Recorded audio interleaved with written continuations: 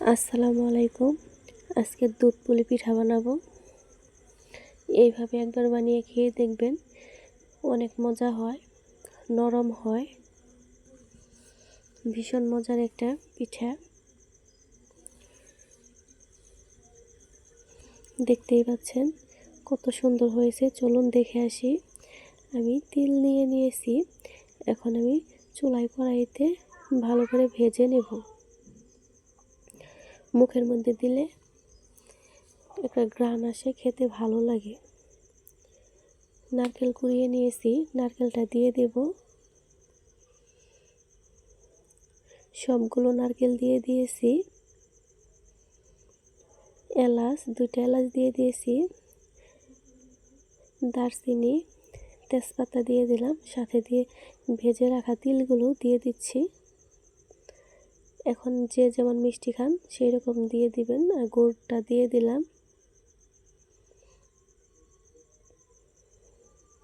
অনেকগুলো গুড় দিয়ে দিয়েছি।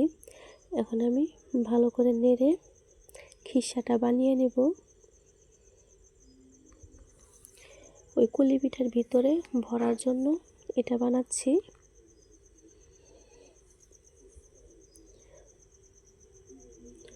2 থেকে 3 মিনিট ভেজে নেব। আস্তে আস্তে গুড়টা গলে যাবে, পানি দেওয়ার দরকার নাই। গুড়ে থেকে এমনিতেই পানি উঠে যাবে।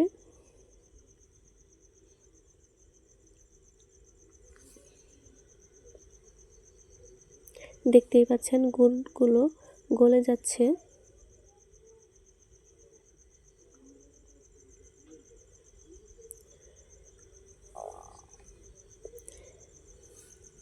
ভাজা আমার হয়ে গেছে। এখন আমি বাটিতে নামিয়ে নিলাম। কত সুন্দর হয়েছে দেখতেই পাচ্ছেন। চালের গুঁড়োটা বানিয়ে নেব। চলুন দেখে আসি। পানি বলক চলে এসেছে। সাথে দিয়ে দিলাম লবণ। চালের গুঁড়াটা দিয়ে দিলাম।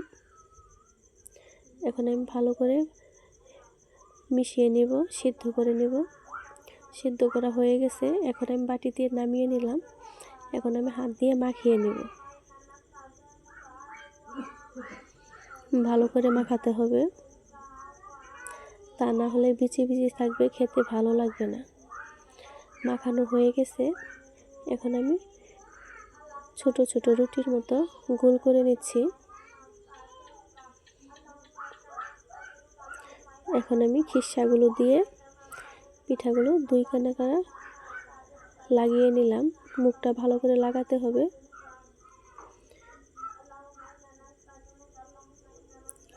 অনেকভাবে পিঠাগুলো বানানো যায়। এখন আমি গোল করে নিয়ে এই যে এইভাবে ছড়িয়ে আরেকভাবে দেখাচ্ছি।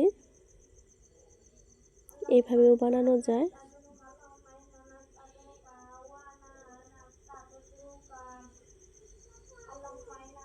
দেখতেই পাচ্ছেন কত সুন্দর হয়েছে। 2টো এলাচ দিয়ে দিলাম, 2টো দারচিনি, 2টা তেজপাতা। এখন আমি দুধটা ভালো করে জাল করে নিব। বলক চলে এসেছে। দিয়ে দিলাম সাথে লবণ। মিষ্টি জিনিসের মধ্যে একটু লবণ দিলে টেস্টটা ভালো আসে। সবগুলো পিঠা বানানো হয়ে গেছে। গুড়টা আমি জাল দিয়ে নিলাম।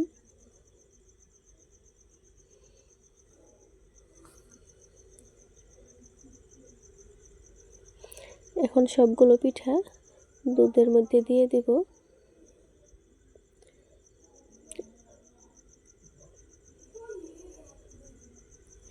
কয়েকটা সেমাই পিঠার মতো বানিয়ে নিয়েছি, ওগুলোও দিয়ে দিলাম। খেতে ভালো লাগবে সেই জন্য।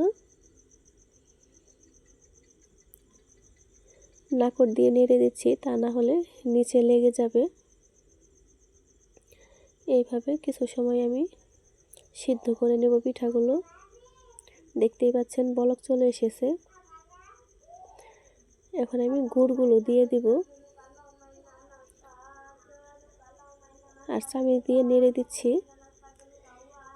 পিঠার সাথে মিশানোর জন্য।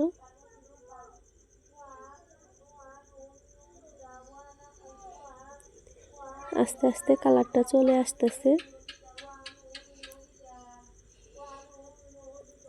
দেখতেই পাচ্ছেন কত সুন্দর কালার হয়েছে।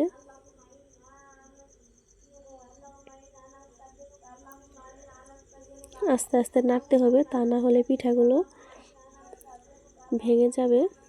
দেখেন কত সুন্দর পিঠাগুলো হয়েছে। ভালো লাগলে অবশ্যই চ্যানেলটাকে সাবস্ক্রাইব করে বেল আইকনটিতে